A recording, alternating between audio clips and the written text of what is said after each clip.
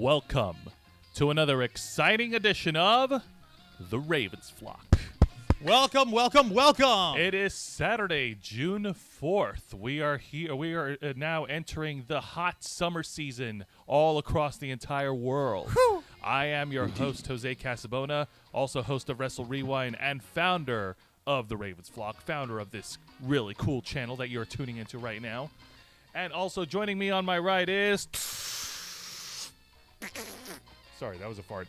Yeah. The host of the Black Files, my tag partner of Wrestle Rewind, the man who puts in the man hours behind all our videos that we produce on this channel every single week, Mr. Juan Arauz. Thank you for that introduction. Don't you ever forget the mister. And joining us on the bottom left corner of the screen, On this spot. live via satellite, is the living id of the Ravens Flock, the host of Los Amigos Play, a man with 100 opinions and 0 apologies. Only 100. It was 1,000,000 opinions. The numbers vary from episode to episode. Mr. Angel Mendez. Hello, everyone. Thank you Numbers kindly are for taking the subjective, time. Juan.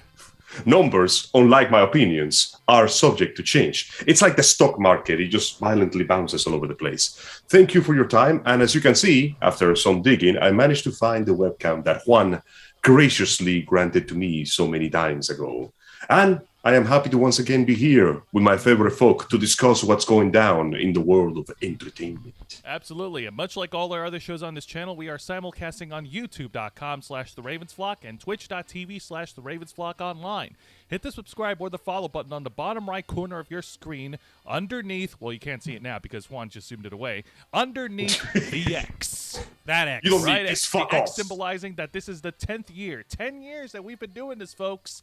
10 years that we've been producing awesome content right here on this channel.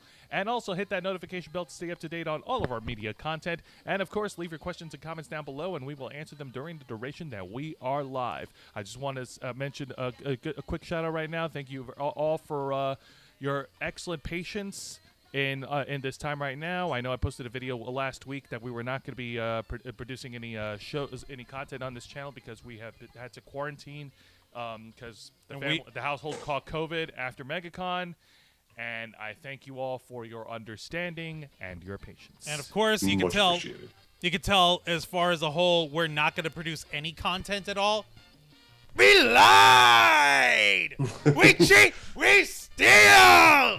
Yes, for it No, would we just seem improvised. that Yeah, we just despite improvised. all our precautions, both Juan and Joe came down with the Rona. Me and my little brother managed to luckily dodge that shit because he maxed out his Royal Guard and I maxed out my Trickster.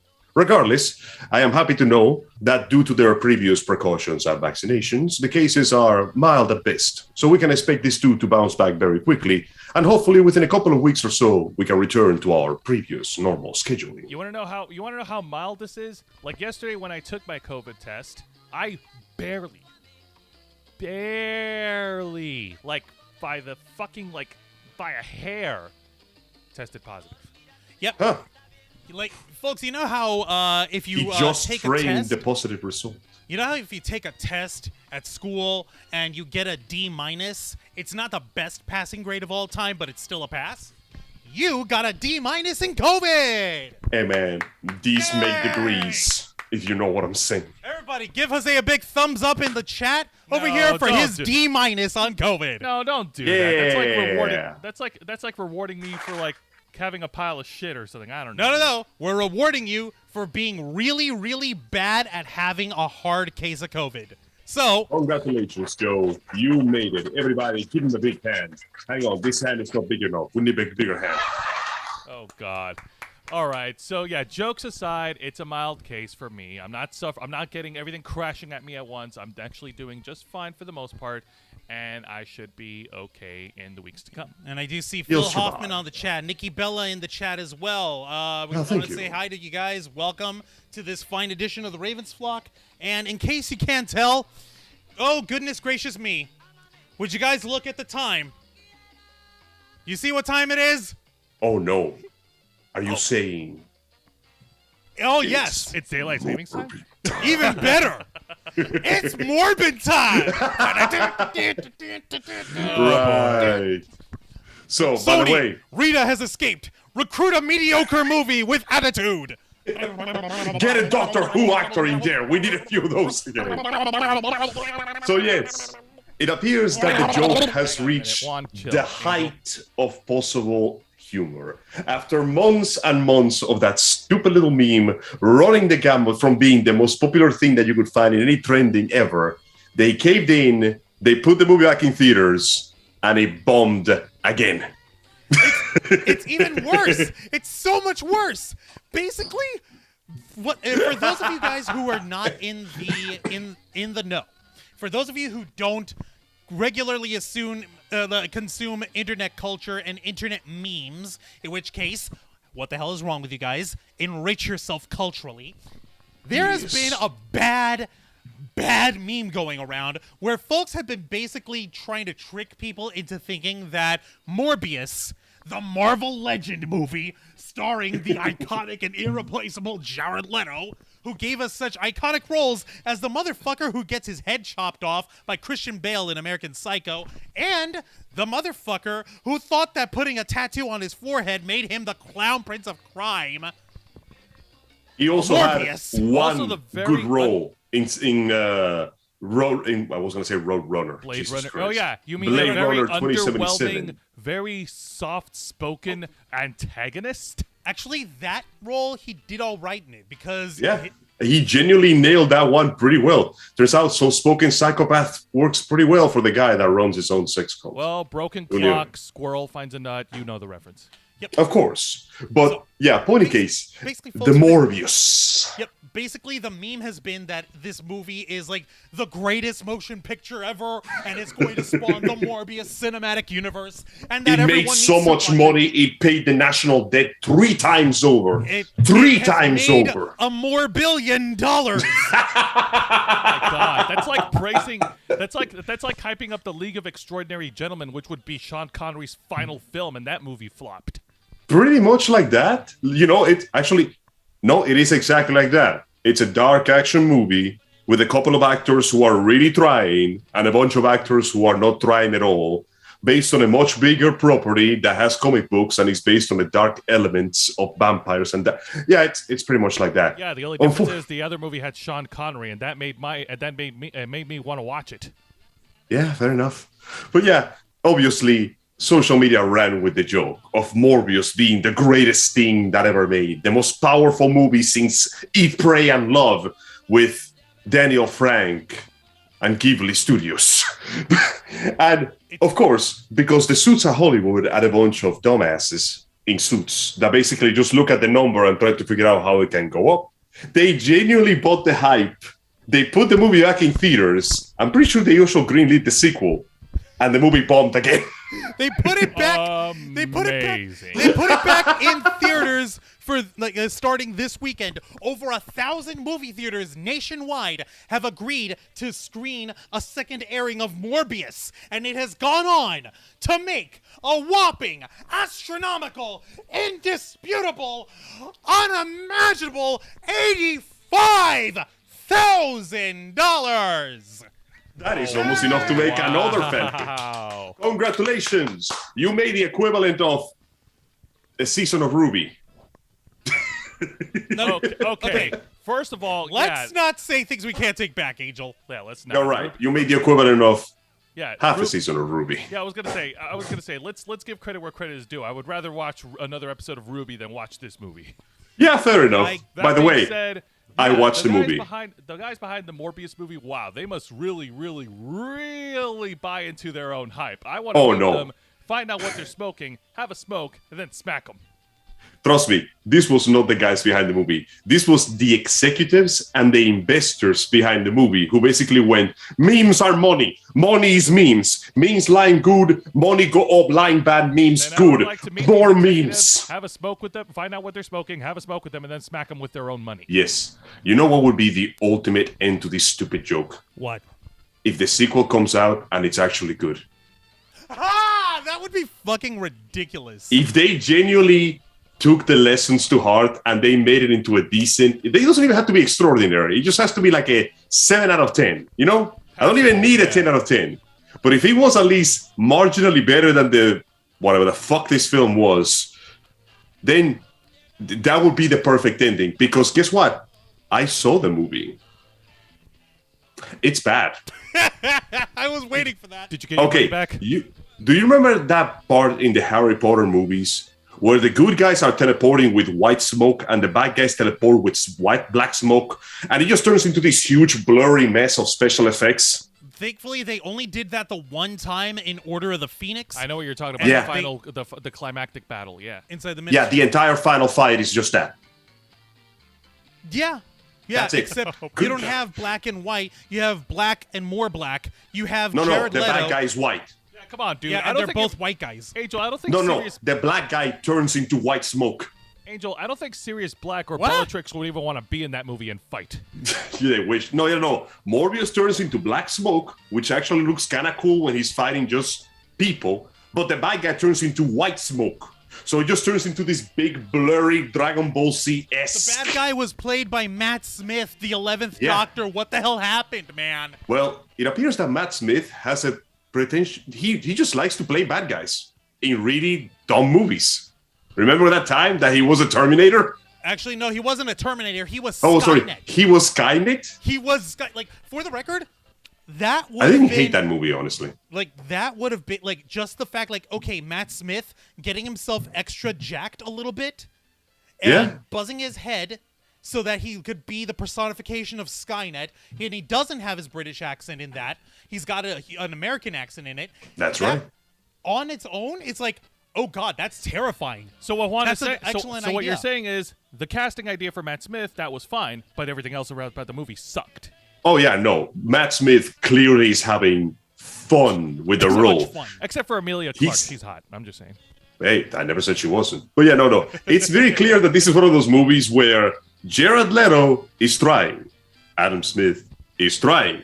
No one else gives a shit. Nope. No one cares. The cameraman doesn't give a fuck. Special effects guy got drunk at work. The director was just doing coke lines in the background. No one gave a shit. But these two actors are trying their goddamn hardest to make me take this mess seriously. And I had a grand old laugh about it. And yet, despite their efforts, they couldn't save this movie. Oh no, two people alone cannot lift a truck with their bare hands, dude.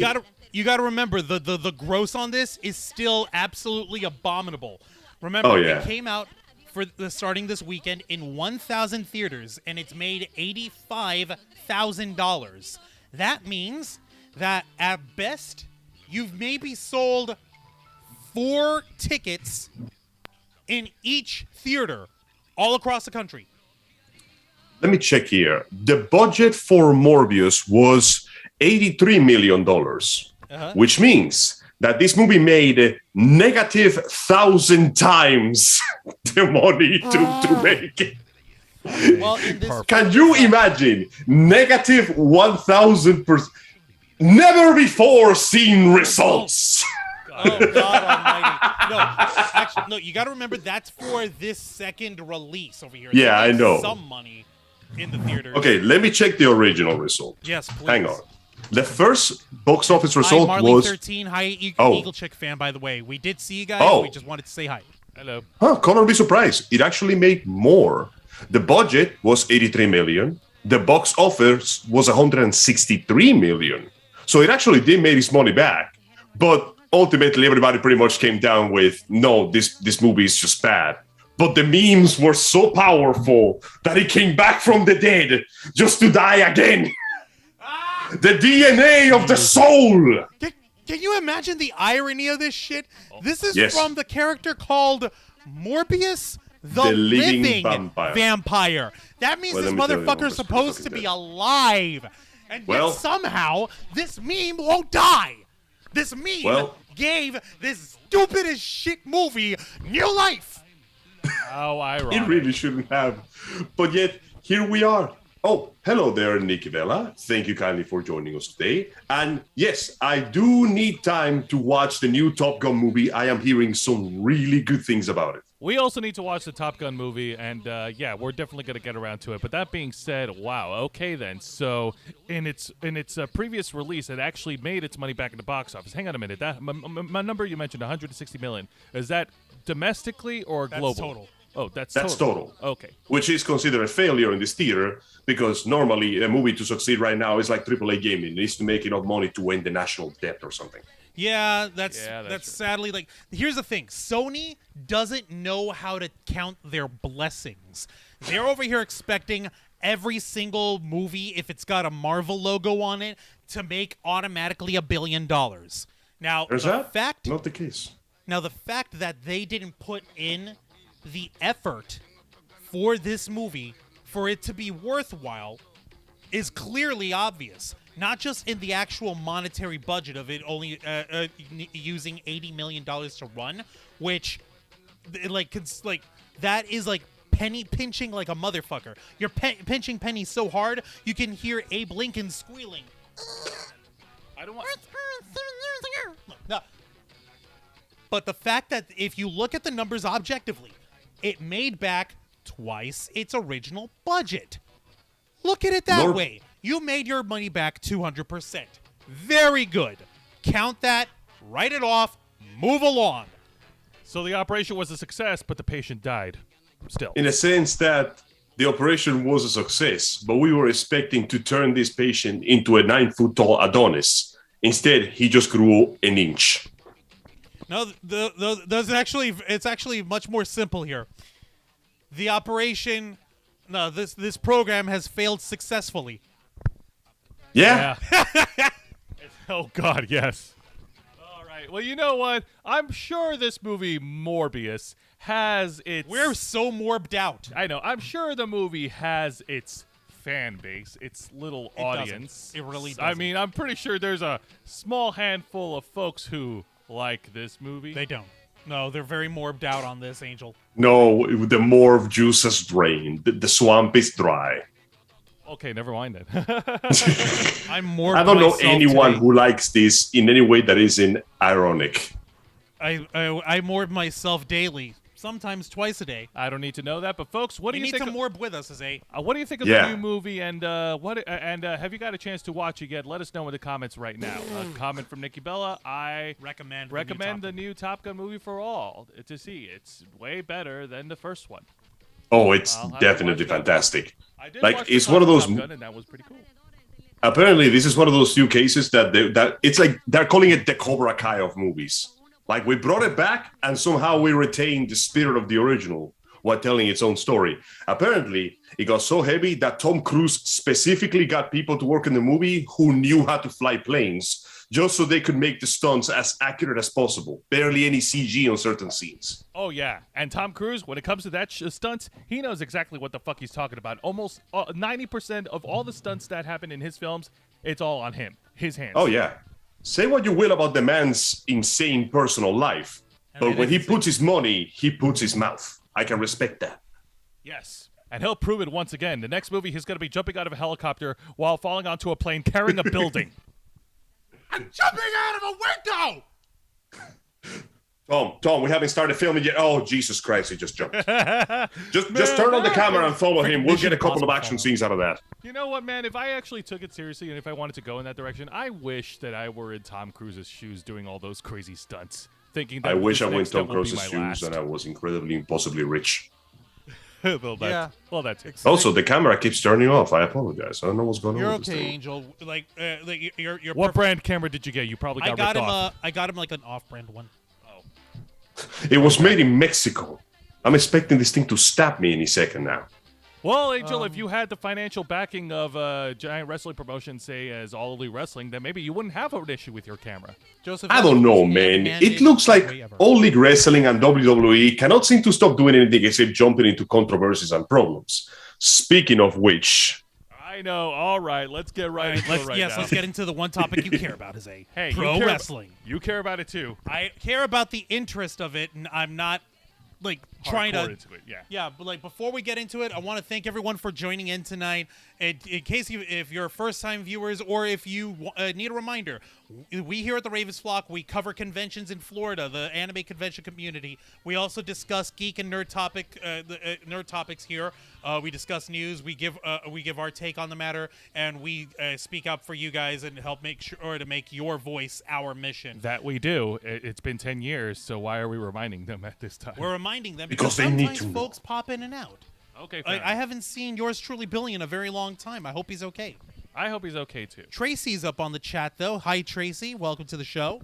All right, so let's get right into it. All right, so Yes, let's get into the one topic you care about. No. This one has actually made the big rounds on the news. For the past couple of weeks leading up to the annual pay-per-view of AEW's Double or Nothing, there has been a news circulating around the backstage heated conflict between Maxwell Jacob Freeman, also known as MJF, The wrestler. against the AEW CEO and booker, Tony Khan. AKA the most coked out fanboy with a money well bigger than the collective net worth of everyone living in my condo complex. So he's a tech billionaire, but for wrestlers. Pretty much. Now, before I get into Does it, a lot of talking, doesn't actually wrestle. Now, before I get into this, I do want to preface it by saying that I want to make this clear right now that MJF is actually one of the best personalities, one of the best wrestlers right now in AEW. Subjectively.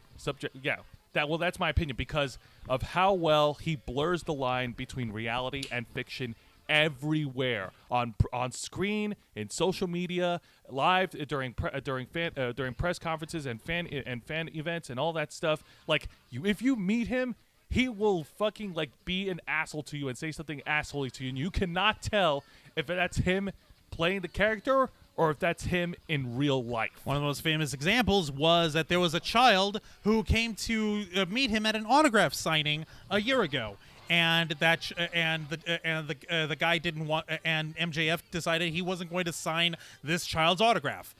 And let me see here, 1.17 subscribers. That is right here, Tracy. Yes, thank you very much. Continue the story. The story. You're the storyteller. Shit, man. If you're gonna wind me up, pay me. Put a freaking quarter in my ear.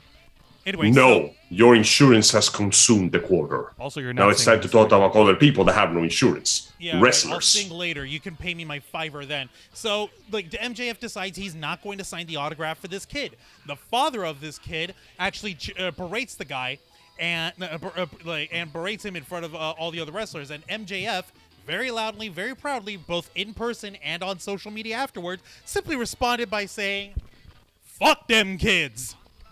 By Michael Jordan. No, Maxwell Jacob Freeman, MJF. I thought he flipped him off. Yeah, no, he flipped off the dad. He flipped off the child. He Oh, stormed damn. off.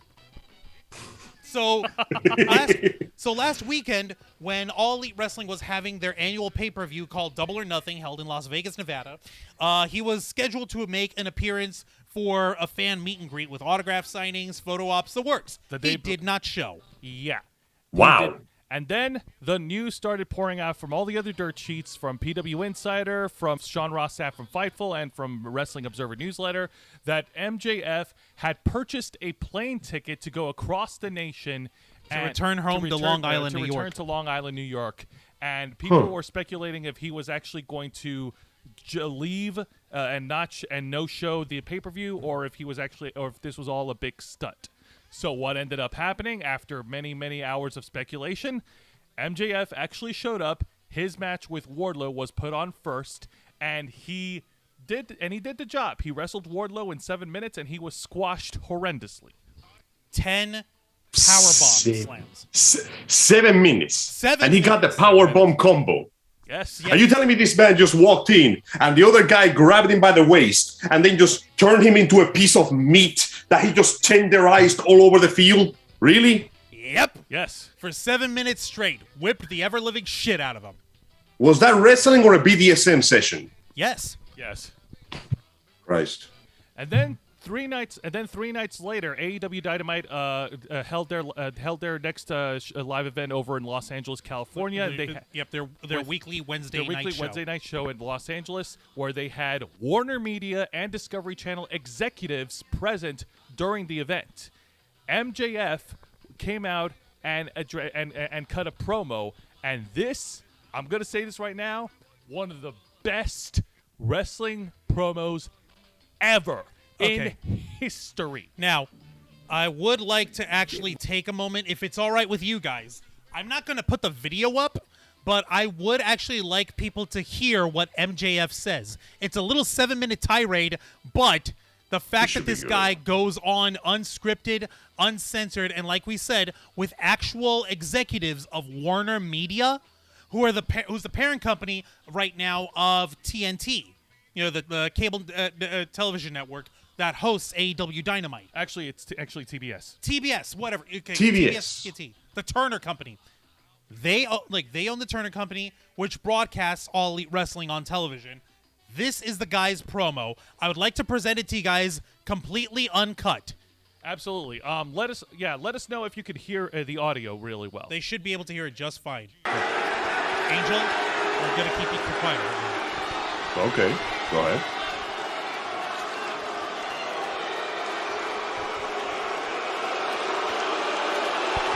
People booing him. I Can't hear am shit though. in a lot of pain you right can't. now after what happened on Sunday. Okay. But all you people want to do is hear me talk, right? There That's it what you want, right? You want to hear me talk? I'll talk. But this is Max Friedman talking. Big merger, boss. A lot of important executives here tonight to watch your product. Would be a real shame if something bad happened. I wouldn't want to embarrass you, man. Speaking of embarrassing, you've been trying to sit down with me to hash things out for quite some time now, haven't you?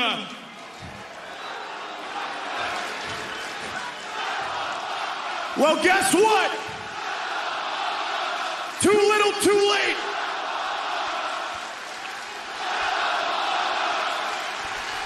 Here's why. When this company first started, it was all friends wrestling. Everybody was handed a ticket, except for me. See, I had to write my own. And boy, do I have good penmanship, because I created moment after moment after moment for this company, and I still get no respect.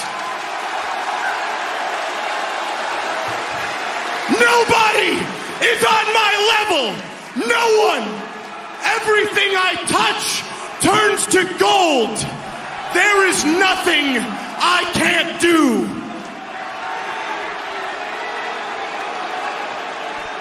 Every time I come out here, I am not expected to hit home runs. I am expected to hit grand slams. And I do that shit on a weekly basis. Uncensored, man. See, all the other boys, they get to settle for being great. I have to be perfect because I'm the 26-year-old who is constantly held under a microscope because I'm the only guy who is capable of carrying this company on my back as I have for months.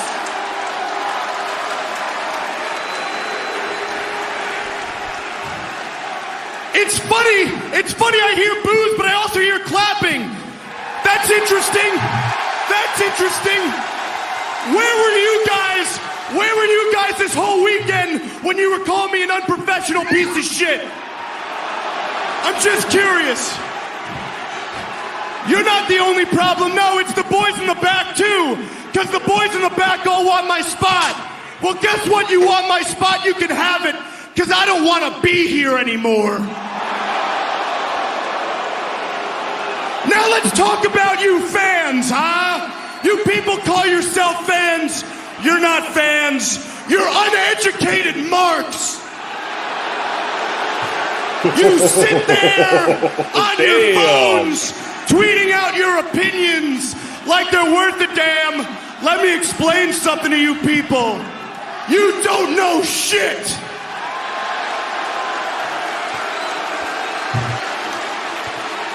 Your opinions suck.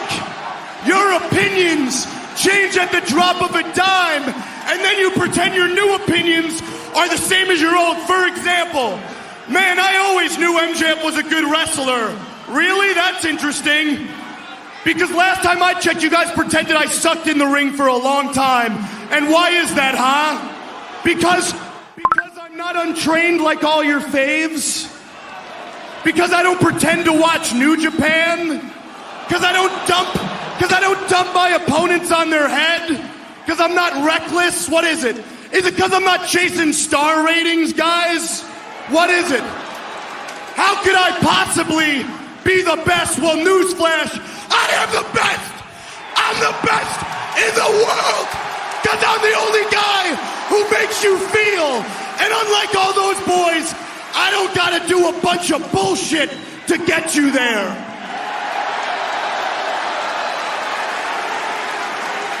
I am a generational talent, and you people consistently take me for granted. But it's not just you. It's the big man in the back, too.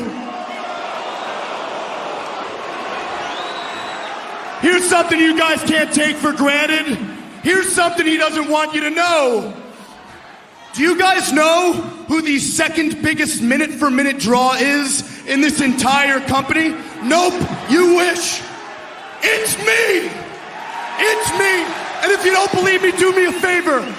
Ask Stat Boy Tony in the back, see what he's got to say. But whatever you do, don't ask him to reach into his pockets and pay the man who's been busting his ass for him since day one. No. Make sure he hoards all that money. Make sure he hoards all that money so he can give it to all the new ex-WWE guys he keeps bringing in. That can't lace my goddamn boots. Damn.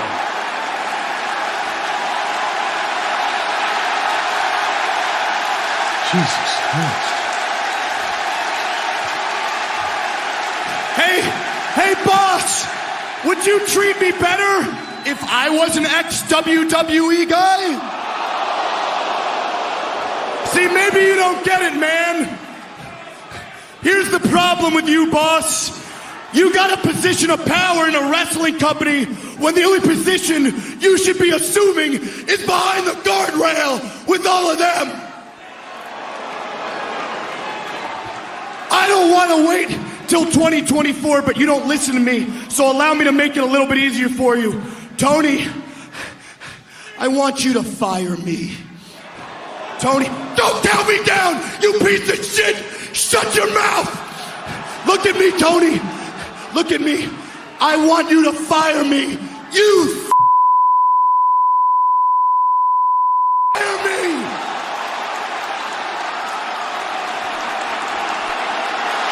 Holy shit. And that is the end of that video. That video has not been shared on any of the official media outlets for All Elite Wrestling. But one of the fans actually, we're not going to show it here. One of the fans actually caught footage of what happened when the cameras went off the air. Basically, what happened after when the cameras went off the air? You go ahead. CM Punk, the current AEW World Champion, walked down to the ring to confront MJF, only for MJF to scurry out of the ring and jump over the barricades and run off into the crowd. He fucking ran away after that. Can you fucking believe that? Now, okay. People have been actually trying to make heads or tails of this, seeing how much of this was real, how much of this was not. Let me help you dispel this stuff so that folks can be a little bit more educated. MJF's actual contract with All Elite Wrestling expires in 2024, at the end of next year. At the end of 2023, beginning 2024, he is no longer going to be considered employed by AEW. Correct. Now, there were talks and rumors and discussions about how MJF had been feeling ungrateful, how he was feeling unappreciative, how the company is overlooking him in a way, even though every bit of evidence is to the contrary. He was in interesting storylines that he's have had great him. storylines with Chris Jericho, with CM Punk. He wrapped up his recent one with his former protege, Wardlow. Yep. And more to the point, what's really crazy is, let me see here, when Wardlow ripped up the fake legal paperwork. Yeah, no, that's right. That was awesome. That was the whole reason why him and Wardlow fought at All Elite Wrestling's Double or Nothing. So what basically ended up happening here is the entire ordeal with this guy is that his thing is he likes to blur the line, right? He likes to Yes. blur the line between fantasy and reality. What's called kayfabe in professional wrestling terms. This is their attempt at taking the real life discussions and real life situations of MJF in the middle of contract renegotiations with AEW and ramping it up to 11, ramping it up like crazy. And to this day, even with all this information, even knowing for a fact that there is no fucking way that any professional wrestling promotion would allow one of their top billed competitors, one of their top billed pro wrestlers on television with a live microphone to run them down in front of Warner Media executives in attendance, there is no fucking way. There are still people who actually believe that all of this shit was real. No, folks. It is 100% a work. If it was Which means real, it is worked out. It is a storyline. It is not. Tony Khan is. You could say a lot of things about him, but He's a not, coked out idiot. But he is not a complete idiot. He knows how to produce television. If it was real, he would have told the camera guy to cut away from it entirely. Exactly. And yet, for some reason, act like an Angel. I know you're gonna love this. Yes. Some professional wrestling journalists, Yeah. most prominently Dave Meltzer, the editor-in-chief of the Wrestling Observer, believe this shit's actually legitimately staged in here, that it's actually a real problem. The old timer. He got sold it swerved, pretty bro. good. I'll give him that. But okay, assuming that this is real, one of the reasons why I'm having some trouble taking this seriously is that this guy sounds like Bryce Papenbrook doing an older Eren Yeager expression. So all I hear is Eren Yeager screaming about how shitty the end of Attack on Titan was. Oh my On this God. day, All Elite Wrestling was given a grim reminder. Let's see, Indeed, Tracy's and the here saying- reminder is that man breaks no fade. You don't break it, ever. Now, Tracy is over here saying, do all the wrestlers get this angry? He's going to get fired. See, that's just it. The story is he wants to be fired. He doesn't want to work for AEW anymore because he doesn't feel like he's being treated properly. He doesn't feel like he's being afforded the right amount of money. He doesn't feel like he's being given the respect he's deserved. He doesn't feel like he's being awarded enough title shots as all the other guys. Which is funny because he was not actually, to this day, MJF has not actually been in any sort of championship match. Not the tag titles, not the men's secondary championship, the TNT championship, and not the AEW World title. His last chase for the AEW World title was at AEW All Out in 2020 in a losing effort against Jon Moxley. So almost 2 years. Pretty much since he got started at AEW, he hasn't been in any sort of championship match.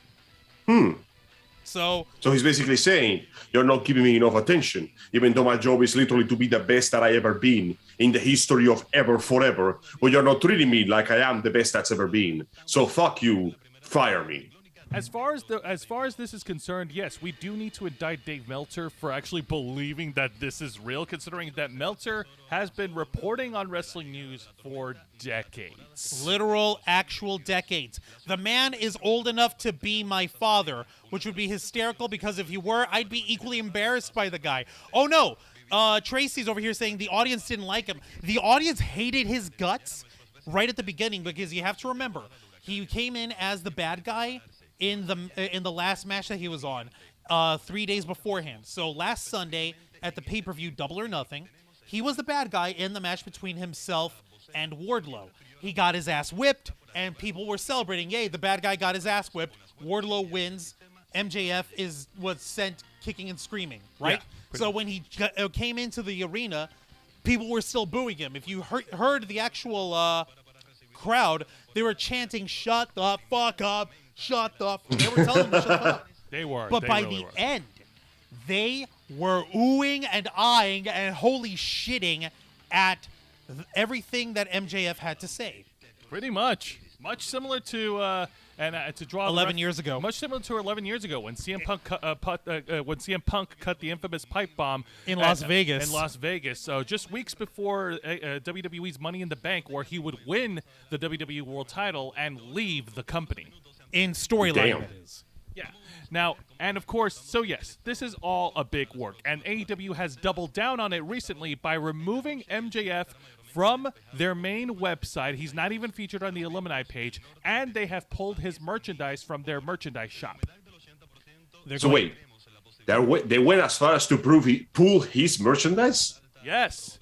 Have they ever gone this far for a bit? Because that is literally taking money away from them, isn't it? Well, if this is all a work, then no, it's not taking away money from MJF. And number two, they did do the same stunt with Wardlow, only taking his name out of the main the website when he was having his storyline with MJF prior to Double or Nothing. Because the whole story with that is that Wardlow was under the employ of MJF, That he was not with AEW. Yeah, so the whole thing was that Wardlow, he was like his lackey to MJF. He was like the muscle, the guy who would cheat for him, right?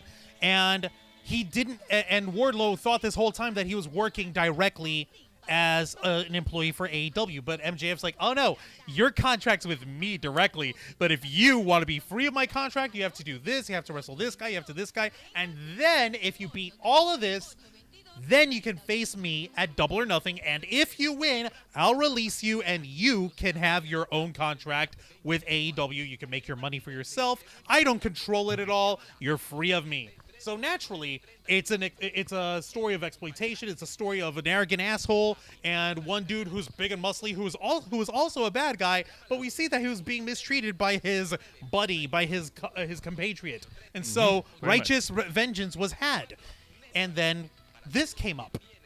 So again, this is all the matter of blurring the storyline, blurring all this, and we're really here more because, like, on Thursday night when we did our live edition of Wrestle Rewind, again, Jose's favorite show, I went on and basically shat on Dave Meltzer, the editor from the Wrestling Observer, and I will say to him what I said last time. I will say that again. You dumb old fuck. I get it. Weed is legal in California. That's perfectly okay. I prefer THC Delta 8 because that's what's legal in Florida. Also, it helps me go to sleep because I've got a chronic pain problem. But that's not the point. The point is, how the fuck could an old bastard like Dave Meltzer, who has been in this business for literal decades, longer than most people that we know have actually drawn breath in this godforsaken world, fall for a storyline? He falls for it. And he tries to cover his tracks on it afterwards when after the Double or Nothing match came through with him, and he was like trying to say like, oh well, at first like, oh wow, well this is really serious. It looks like MJF's really got his problems with AEW have gotten really bad. They're gonna need to find a replacement at the last minute. Maybe Bill Goldberg's available. Who knows? To which I asked on social media, okay, where do you base this speculation on Bill Goldberg? And he's like, this just shows how no one listens. I said he might be available. Hello? Might. There's a lot of words there for depends how quickly the check bounces. Pretty much. All right. More to the point, now this fucking guy, after that match, he was like, oh, well, maybe it really was worked or maybe it really wasn't. I'm not sure. Well, that's a really great storyline. 89 stars out of 5-star match. Blah, blah, blah. Don't you love it when a journalist's opinion change at the flip of a dime? Well, you can change your opinion, but change it on basis of fact. Admit when you're wrong, correct yourself, say if you're wrong, and move along from then. Like, for but we need more clicks for all this controversy. It's literally the only way I get paid. Please, I only managed to afford 2 cans of tuna today. Man, motherfucker, that's us! That's us over here at the Ravens flock. We're the ones who... We can't even afford 2! Look... All right. Juan, you don't have to do this, please. Okay. He's doing it. Folks, let's indulge him for a minute here. Hang on. 2 cans of tuna? You should be lucky that you get 2 cans. This is legitimately the only can of fucking tuna in my entire house. I am starving. I got Look at the bright starving side, like though, Marvin. Juan. No matter what happens, Fuck that can of tuna. Even that can of tuna is infinitely superior to British food. All right. So let me go ahead and chime in. I'm not kidding. Motherfuckers be out there eating jellied eels. All right. So that's a thing. Some comments Look it up. from Tracy. Tracy, I tell you, I was so calm, but by the time you turned him off, I was ready to start yelling. Yeah, you mean MJF? Oh, yeah, no, that's because this motherfucker was angry. Yes. And yeah, go figure. That's exactly what he wants. He's trying to get a rise out of the crowd. He wants to make you believe in what he's saying. And that's the whole point of cutting a promo, to talk people into the building, to get them to keep buying tickets, and to keep them watching you on TV. Now, Well, that being said, so yes, I'm going to chime in my thoughts. First of all, I'm not going to go ahead and run down Dave Meltzer. I think Juan has done enough of that for both of us. Dumb old bastard. Yes, he is. That being said, yes. Take my can of tuna and eat it. Enough. So that being said, yes, this is all an elaborate work, and there are many ways that folks can look at this. First of all, as far as what happened when the cameras went off the air, it is a bit of an irony that CM Punk, the man who famously cut his own pipe bomb in 2011, was the one who was trying to confront MJF before MJF went running away. So that's one way of looking at it. Another way of looking at it, and I've seen folks draw comparison to it, is that AEW is trying to copy the real controversy of what's happening in WWE when Sasha Banks and Naomi walked out during the live broadcast of Monday Night Raw. God. Are you Figures. still there? Oh, I am here. On my side, I honestly, I won't lie to you guys, because I'm not exactly an expert on wrestling. This actually felt very convincing to me. And the fact that they're pulling out not just his name, but the merchandise, which is money that is being lost because people not buying the merchandise because it's being pulled, means money being lost. It means that either, unlikely, but this might be real, or this might be the greatest goddamn psyop that the entire industry has ever pulled on us. Because this one felt real as fuck. Aaron Jaeger was out there fucking screaming in the face of the writer. What do you mean you turned me into a bird and then went to make a sauna? What the fuck is this? Oh! I mean, this is let's be honest. Operation MK Ultra for pro wrestling. That's what this is. Basically, whoever says that wrestling has no convincing acting, show them this video next time. Because if this is acting, this is one of the best performances I've seen in my life. Oh, yeah, no, absolutely. This was definitely something that... Yeah, Tracy has to go. You guys are great commentators. Keep up the thank journey. you. Thank you so much for that, Tracy. Be sure to watch us on the replay. We got plenty more. Yes, actually, please watch us on the replay, Yes. matter of fact. But that being said, if anybody wants an introduction on how a wrestling promo works or how wrestling is done well when it comes to personalities on screen, this video would be a great example because MJF is a master at manipulation. He's a master at blurring the line. Apparently, he's really good at it. Congrats on that matter, because the man pulled it off. Yes, absolutely. And yes, we've already addressed this question. We've already addressed this quandary during Thursday night of where the big payoff is going to be at where's the end game to all What's the point of all of this? What's the point of him going in a screaming tirade? What's the point of him going balls deep into talking about his personal feelings about the company, his personal feelings about his place in professional wrestling? It's very simple. Who was the guy that was caught on camera by fans driving MJF out of the building? CM Punk. CM Punk. Who is the current reigning AEW World Champion? CM Punk. Meaning, and obviously, who is the person that they're clearly emulating the most out of with this impassioned story of a disgruntled employee not being treated fairly with their contract status in question, only to make off with what is potentially going to be the greatest heist in professional wrestling history by coming back on the last day of their contract and defeating the world champion of the company. Well, I could pull a list of a whole bunch of wrestlers. It's CM Punk. Yeah. So it's obvious here. Yeah. They're going for a program where CM Punk, the AEW World Champion, will face off against MJF, and quite possibly, and so this is speculation for you guys, MJF is going to defeat CM Punk, let his contract expire, quote unquote, and run away from the company with the championship. That is a possibility. I was going to say that an earlier opportunity might come. That the opportunity might come a little sooner because All Elite Wrestling did announce that since CM Punk is sidelined with an injury, he hasn't relinquished the world title, but there will be a battle royal to determine the man who will face the number one ranked wrestler in AEW, Jon Moxley, and the winner will become the interim AEW World Champion. So here's my speculation throwing into this, and it might be a little premature. MJF might show up as a surprise participant and win the Battle Royal and beat Jon Moxley for the interim world title. And the announcement also states that whoever wins, when CM Punk returns, they will face CM Punk to unify the world title. Yep, so to actually Interesting. determine, yeah. Okay, that's an interesting wrinkle to it. Yeah, make MJF an interim world champion. Have CM Punk return the like legitimate world champion. And whoever wins will Is be the undisputed. undisputed world champion of all Elite Wrestling. So, folks, go ahead and place your bets now because we here at the Ravens Flock are calling it. So if you know where you put your smart money, bet on us. Yes.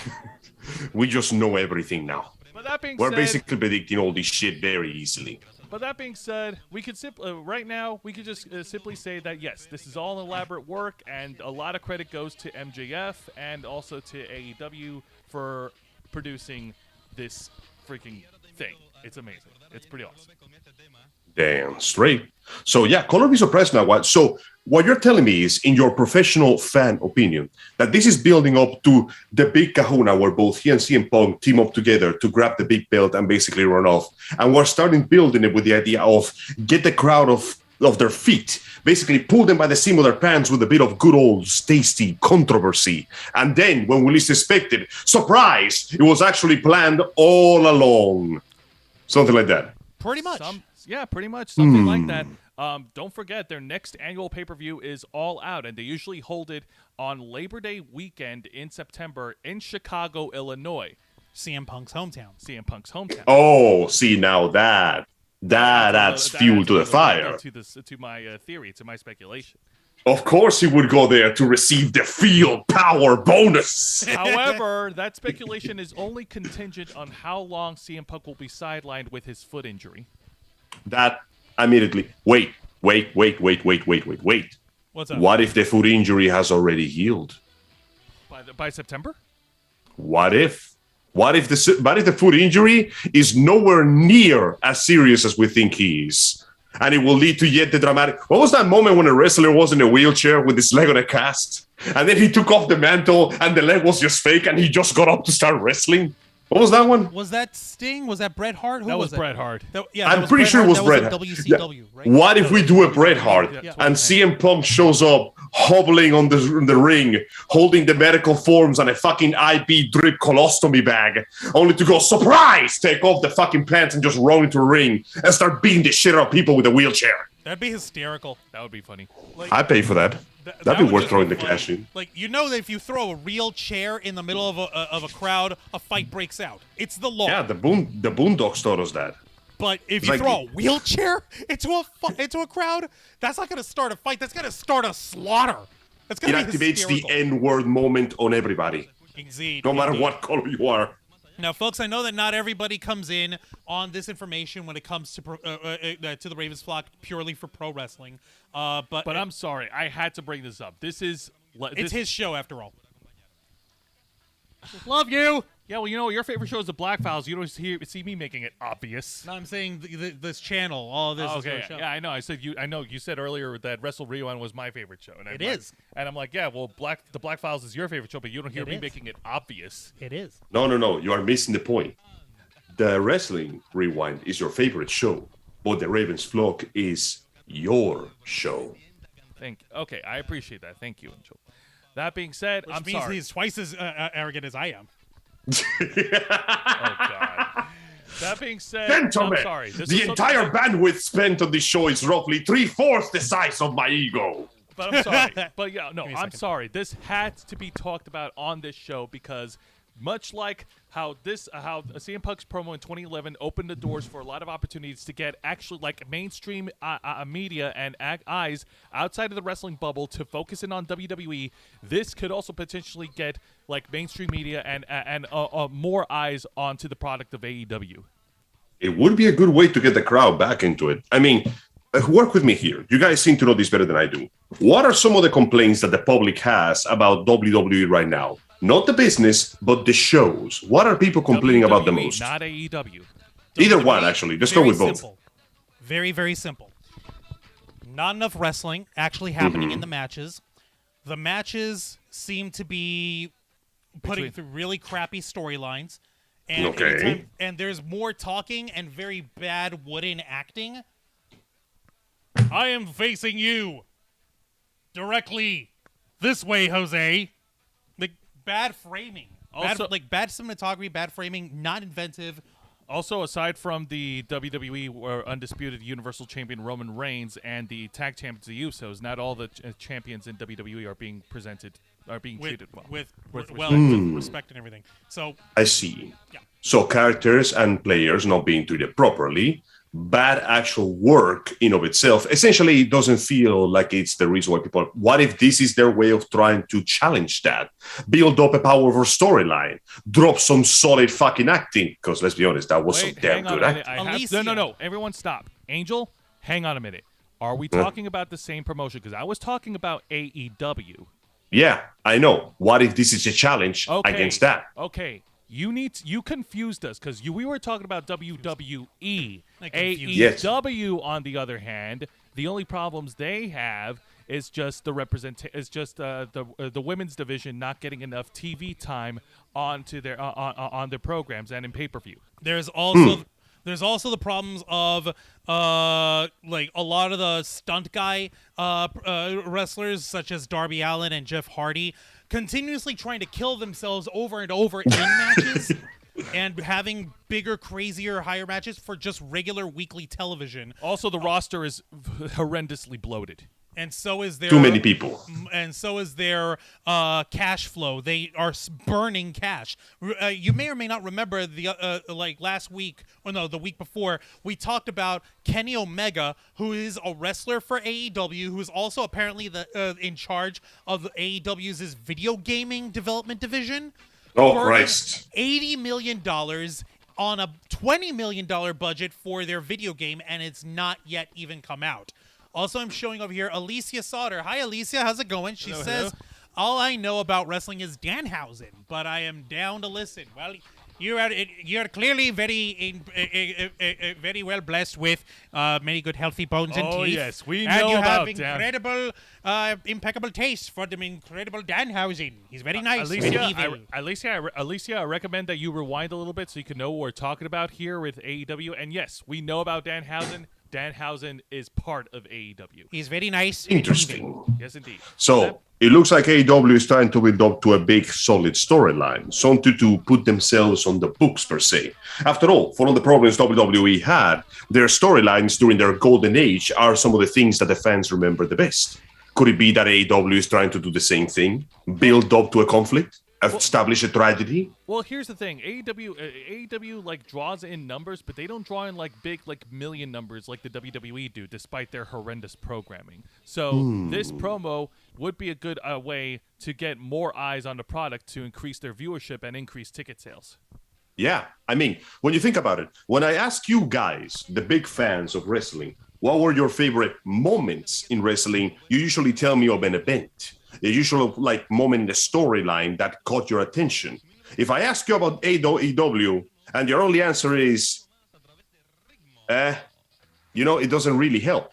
So if AEW is trying to settle a big story, a big moment, a big crux, a climatic narrative, then that could actually put them on the map and make them a worthy opponent to the industry they're trying to establish themselves in. All right, hang on a minute. Juan wants to get something out of the way. I know what your favorite AEW moment was, Angel, and we saw it and we showed it to you, and you gave us your reaction. Yes. It was the ending of the exploding barbed wire death match. Yeah! That shot the bed. It was Jon Moxley and Kenny Omega, right? Yes. And it was like, oh, they have 30 minutes to finish the match, and if they don't, the entire ring explodes. And the match ended, and the ring was about to explode, but like one of the competitors, Jon Moxley, couldn't make it out, so Eddie Kingston came to save him and guarded him. And when the explosions were off, there were Oh yeah, and then following just little fucking firecrackers. It was so fucking limp. It was so underwhelming that if you took the Shockmaster and turned him into a wrestling event, that would have been the ending shot. All right, let's take her easy, Juan. So, and then after that, of course, AEW tried to cut damage control with the bad guys, Kenny Omega taking all the credit for the botch finish. But I'm sorry, no excuse would save them for being a brief laughing stock. Oh no, that was always going to be a mess. I hope they fire the pyrotechnics guy because he fucked up. Oh yeah, definitely. But that being said, Listen, if you're going to have a wrestling event and there's going to be explosions, if my eyebrows are not cinched all the way from the audience, you did something wrong. yeah, no, definitely. But yeah, let's go ahead and move on over to the video gaming segment, Angel. We're now going to turn the tables over to you. That's right. Indeed. Go Thank you ahead and bless kindly us with for the good this news. brief time. Now, first off, I have some actually interesting news for once, because just a couple days ago, we had the Sony event, the Sony digital event in lieu of E3, which appears to be more dead than Morbius at this point. Well, Speaking of it Morb. just keeps morbing along, dude. We're morbed Exactly. ourselves, and MJF morbed himself into a shoot. It's just so morphed up, man.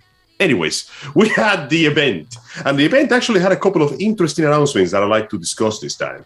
To begin with, it appears that in the PlayStation's big State of Play event, one of the first things that we got was the announcement that Resident Evil 4 is getting a remake in 2023.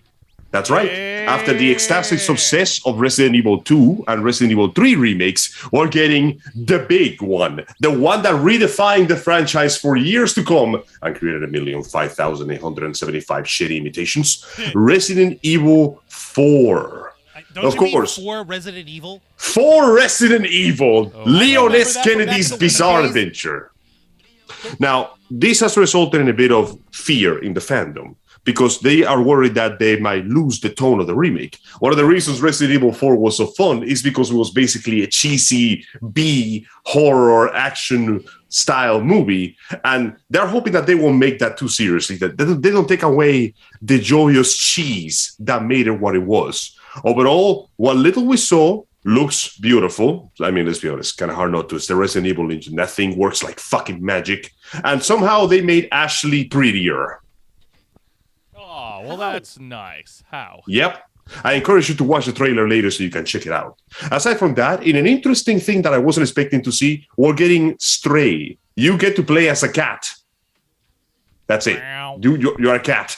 In a world not meant for cats. Apparently, it's coming to PlayStation and PC on July the 19th by publisher Annapurna Interactive, which they announced this evening. Now, Cool. It we is get to time play the for pussy on Salt. the console. That's awesome. yes, Wow. unlike the majority of them that can never touch one in real life. So, Ha. it is time for Salt, because once again, another PlayStation exclusive has become PC Master Race. Ladies and gentlemen, say hi to Peter Parker and Spider-Man, because he finally got that paycheck. Oh, God. Wait, so the Oh, Marvel yeah. Spider-Man, the original one, it's being remastered for PC. Yes, and its expansion, Miles Morales, will be added a few months later. As you can imagine, this resulted in some slight sprinklings of sodium chloride throughout the... a bunch of people went fucking insane.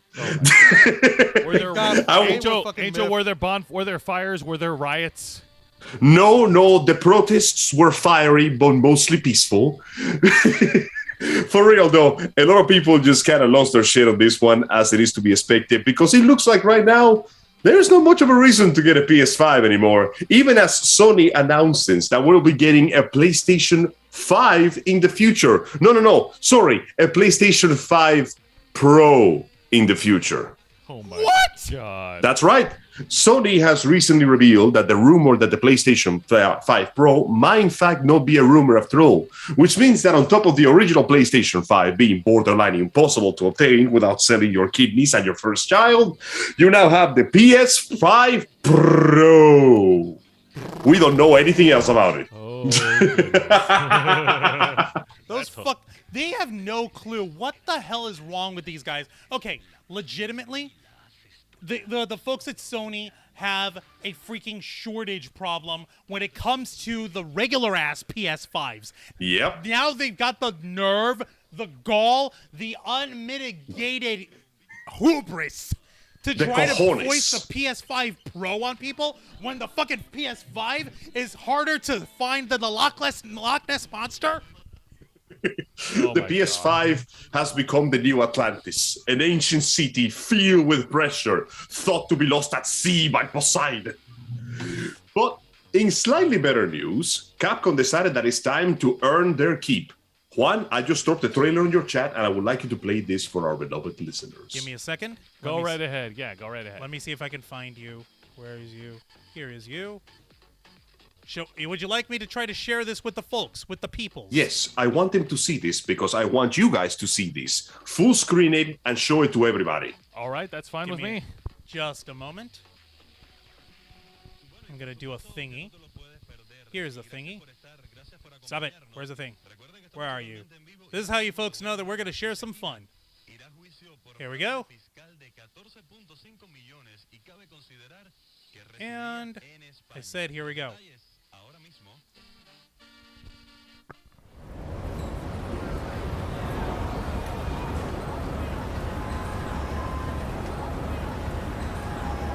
Check this out. You guys are going to love this. Oh, it's Metro City. It's not Times Square. Ooh, Of course it's Metro that City. is so gangsta. Capcom presents. When you go looking for strength, it's not like a game. Oh yeah, we're going This full journey doesn't streets. have a real Almost ending. as if there is a fight on the streets. Okay then, hope you're ready to begin. If you want to start off on the right foot in this city, hit the streets. Ladies and gentlemen, meet Luke. This is the new main character of the Street Fighter franchise. Real problem, but I solve them on Facebook. World and if you think I'm Tour. gon' fold, then you talking fool.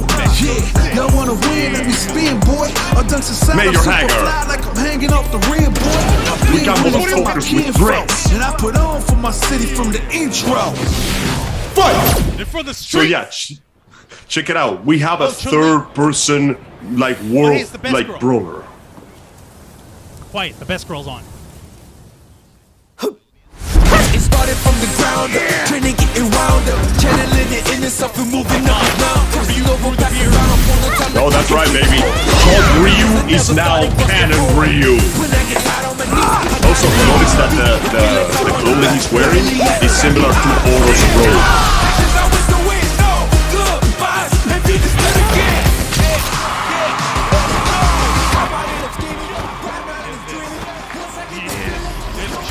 Top player is here. Let me have some fun. Ready? Then show me. We got the good boys here. Clearly, Luke is a new character.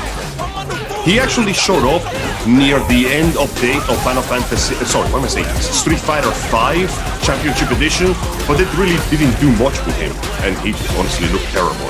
He looked a lot better. He looks a lot better here. Honestly, everybody looks a lot better here. Look at this shit. We got paint splatters, baby.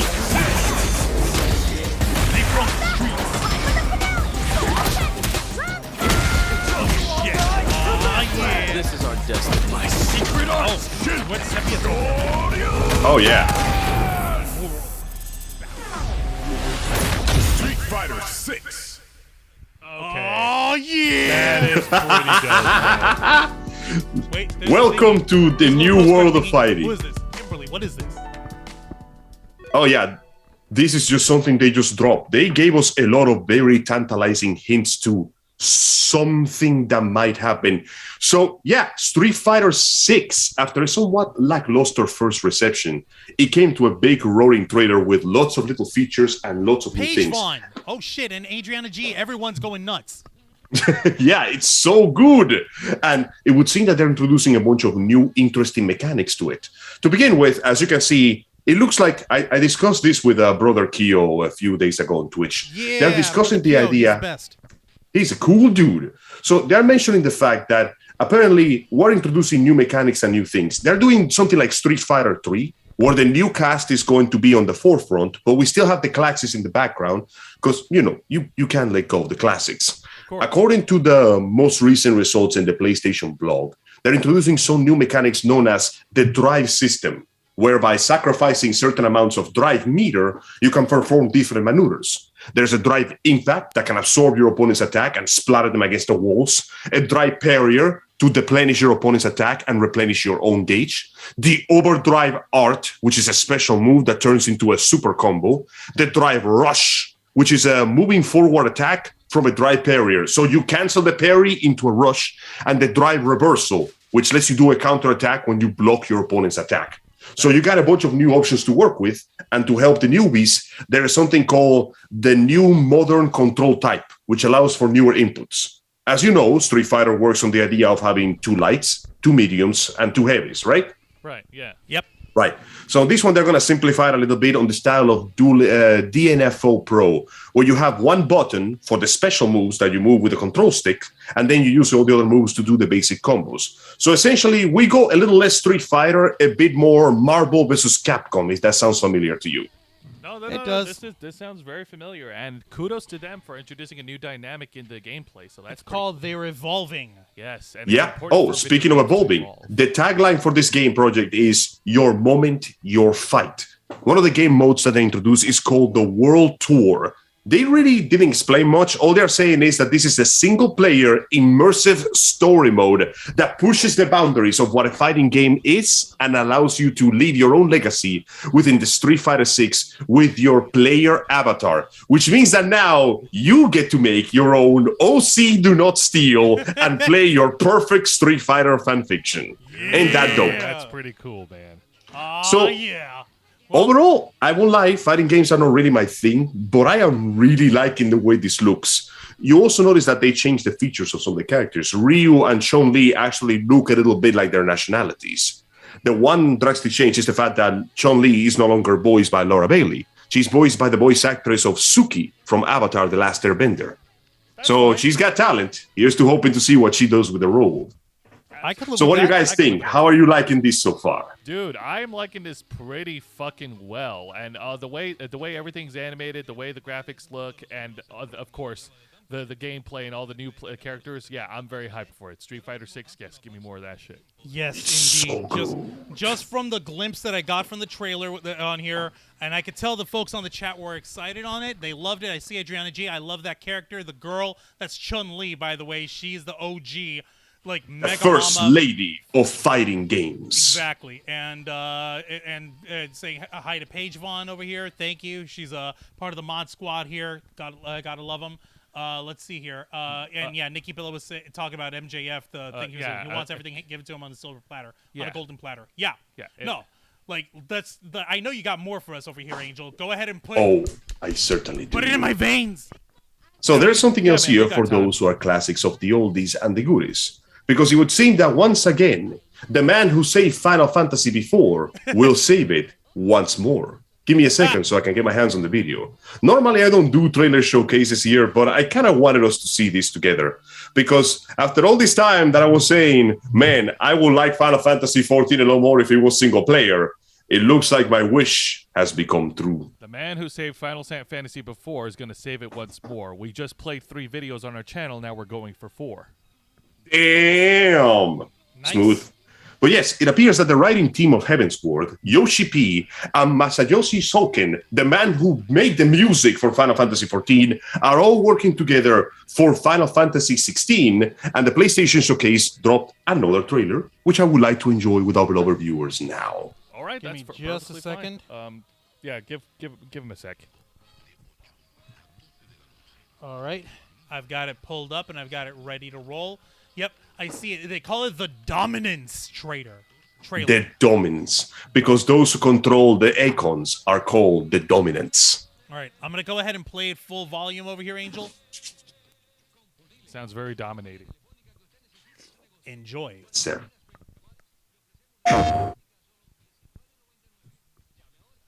In a world ruled by tyranny and turmoil, there are those who would fight to take back control of their fate.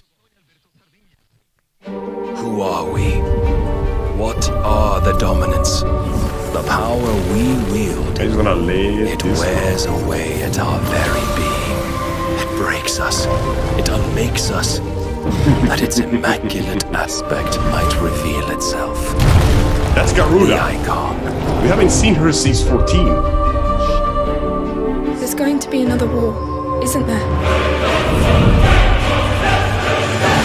Every day we delay Oh, brings my us man. closer to disaster. We must move They now. have health. Listen to this music. The chaos he would wreak would sweep all of Valisthea into the abyss.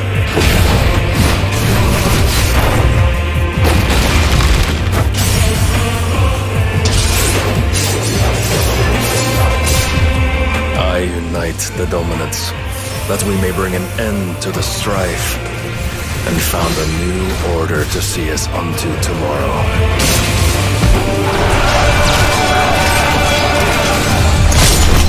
If I take the field, our duel will shake the island to its foundations.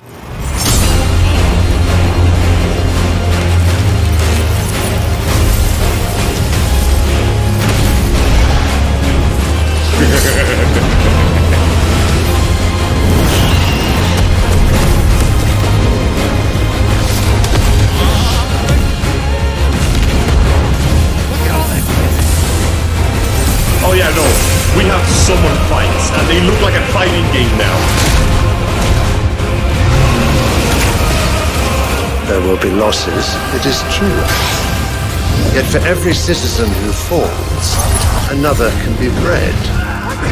For every home that burns, another can be built. The Empire will live on.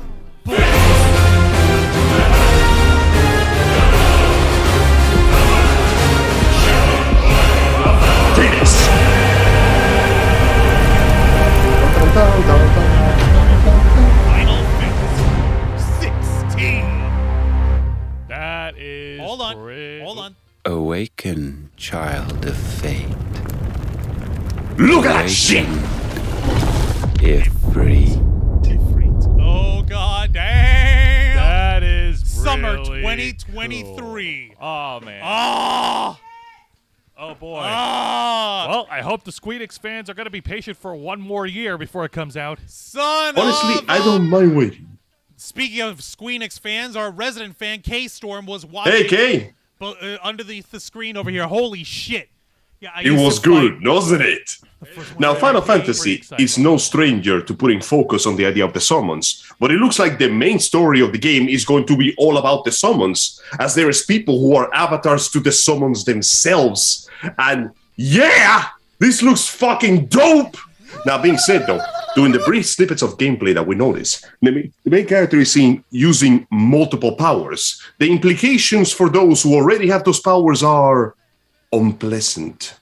There's also the fact that in the first trailer, the main character ended and finished the trailer by claiming that he would find and kill a certain someone no matter what.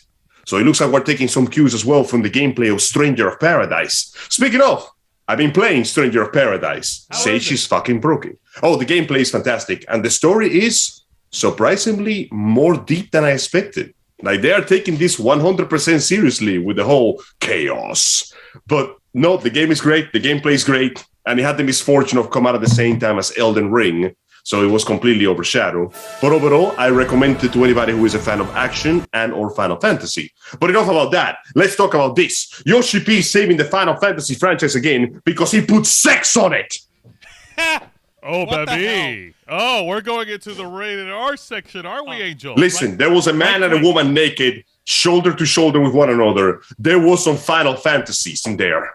Oh, yeah, ba- for oh, instance, baby. gamers finding an ideal girl who won't ever question them. Now that's the Final Fantasy right That's there. the real Final Oh, Fantasy. my God. But regardless, we have some proper gameplay that we actually get to see this time. It looks like the game alternates. We have third-person fighting, a la Devil May Cry, but for the boss fights, you noticed, and the icon, oh yeah, they're called the Icons now, sorry. The summons are called the Icons. The fights between them play like a fighting game. You notice that there is like health bars on both sides, and it seems to be going for a big chance of spectacle.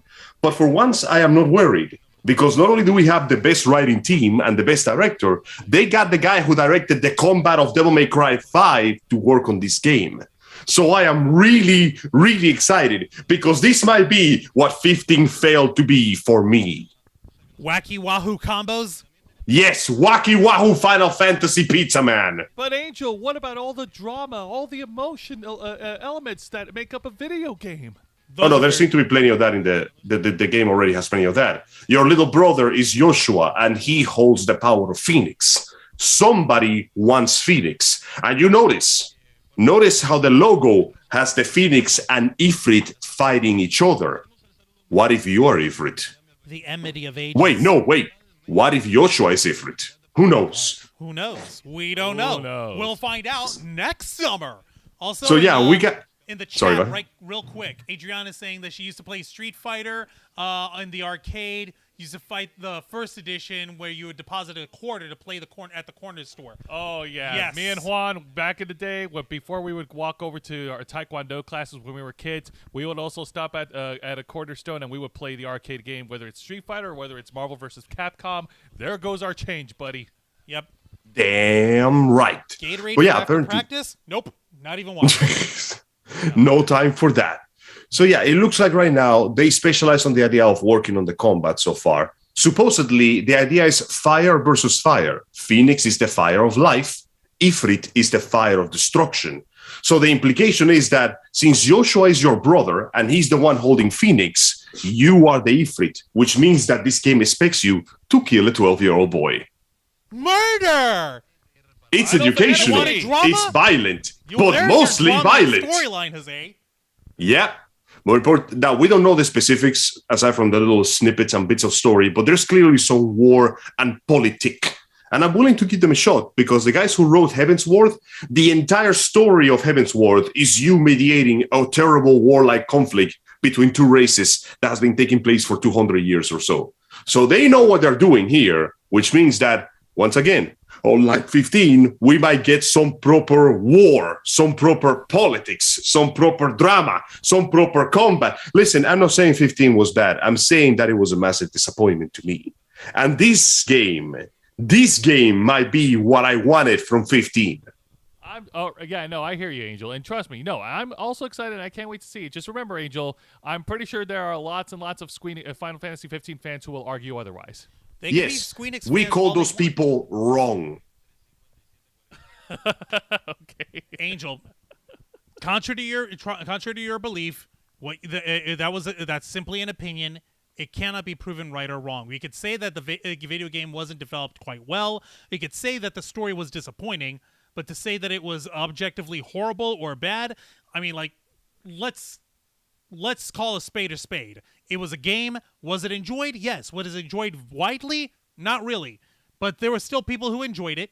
There were folks who had a good time, and there were folks who were a little let down and wanted more out of it. And that's perfectly okay. Not every game satisfies every player. It's not the end of the world. Thankfully, yes. In this game, Final Fantasy XVI, it looks like it is the end of the world, and I feel fine. I don't know about you. And we're getting war. What's it good for? Absolutely nothing. But you may get what you were originally looking for. Which is after all these years, finally, a good Final Fantasy game that is an MMO. I don't think you understand how long I've been waiting for this. The last good Final Fantasy game that wasn't an MMO was on the PS2. Which was that one? 12. Oh, yeah. 12 is actually really good. The story is a little meandering all over the place sometimes, so once you actually get into it, it's actually a pretty damn good story. Yeah, that's what but I was digress. About 12. The story was a little... Yeah, but that's me. It's sort of give too little. But no, it looks like now we have... Now, I don't want to feel like I'm extremely over-optimistic, but I feel like we really have the dream team here. We got Soken, who composed the entire musical score for Final Fantasy XIV. By the way, that means that man has now officially done more music than Nobuo Uematsu. Nobuo Uematsu, who did it for the He's done more work. He's done more music than him at this point. Paige over here is saying, hey, love y'all. Well, we love you too, Paige. Thank you. We love you too, Paige. So we have Yoshi P as the director, Soken as the musician, the writing team of Heavensward, which is considered to be one of the really good arc stories of 14, the combat designer of Devil May Cry 5, and really, I don't know what else I could possibly ask. I am perfectly fine with waiting until the 2023 summer, as long as the game comes out in a complete, full state. Which brings me to the end of the video game segment with one sadly disappointing piece of news. What's that? Final Fantasy VII Remake and Integrate has been ported completely to PC, and it costs $70. Which means that the main reason why we put shit on PC to make it cheaper is not being applied to this, which means that congratulations, I'm gonna pull out my flag and sail the 7 seas because of this. You played yourselves. I mean, I'm pretty sure there are other gamers who really, really wanted that badly that they're gonna pay their money for it. Yeah, we call those people suckers. I heard there's one born every minute. Listen, I don't care how far gaming goes or how impressive the technology gets. I'm not paying $70 for a new video game. 60 already feels like too much. So no, I'm gonna wait for the sale, Understandable. or if I can wait, I'll sail. Yo-ho. Yo-ho. Folks, throw some The pirate heart flags is- up for Angel to wish him luck in his venture to get his hands on Final Fantasy VII Remake Integrate for PC to sate his PC Master Race blood in his veins. You better share The that pirate hunger. booty with us. Also, Of course I will. Bro, you know I'm always sharing the booty. When Street Fighter 6 comes out, if it's only for PS5 and PC, I'm just going to get it on PC, and I'll get you a PC copy. Hey, if there that's we like, go. I may actually have to get a goddamn PS5 somehow because of Final Fantasy 16. I know. Good luck. I know. Maybe by some chance, by the grace of God or the will of the Force or whatever freaking cruel deity governs this misbegotten universe, I'll have access to a PS5 this time next year. Yeah, and that pretty much wraps up our programming here. Just a couple of announcements before we wrap up. Yes, Los Amigos Play is currently on hold until further notice, i.e. until we're all done with COVID and it's safe for all of us to congregate. Give us a thumbs Until up we in are the chat for clean his from demon our is COVID. sins. Oh God. And tune in on all our other shows next week. Tune in on the Black Files every Wednesday night at 10 p.m. Eastern, hosted by yours truly, Mr. Wanda Raps. Yours truly is when you refer to yourself. I would say yours truly. If He's I'm referring to truly. myself. Well, I'm sorry, I got too much hype for myself, so I think you need a little help there, buddy. No, you're trying to hype yourself some more, you son of a pig. What Zay's talking about is our uncensored, unscripted, uncompromising interview and review podcast. We focus in and zero in on one topic. We cut into it. Sometimes we'll interview people from conventions or from the cosplaying community world. Sometimes we'll be reviewing a movie or TV show or something else that we've consumed in geek culture. We go nose deep into this shit. Indeed, and I'll be heading along the way. I invite you guys on to join us as we come in live every Wednesday night on the Black Files. And of course, for any wrestling fans out there, tune in on my show every Thursday night at 10 p.m. Eastern for Wrestle Rewind, hosted by me, Jose Caspona, with Juan behind the camera for commentary. And we review weekly editions of WWE NXT, AEW Dynamite, and Impact Wrestling. And next week on Thursday night, I will be reviewing the main event for NXT's pay-per-view event, NXT In Your House, where Braun Breaker defends the NXT Championship against the woke, ridiculous cult character that is Joe Gacy. I kid you not. Okay, in NXT, they have a villain character named Joe Gacy. Number one, for those of you guys who like murder stories and like true crime stuff, yeah, that last name should be a big red flag for you.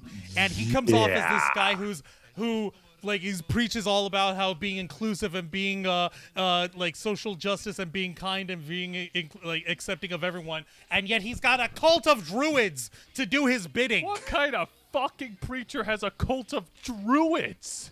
A creepy The one. fucking greatest kind. Bro, the average priest wish they had a cult of druids to spread their word to increase their totem's power. Not even the Don't you Pope. know that druids work on the idea of totems and catalysts to increase their druid-like strengths so they can commute with the ancient spirits? Angel, we're not talking Final Fantasy 14 here. Me neither.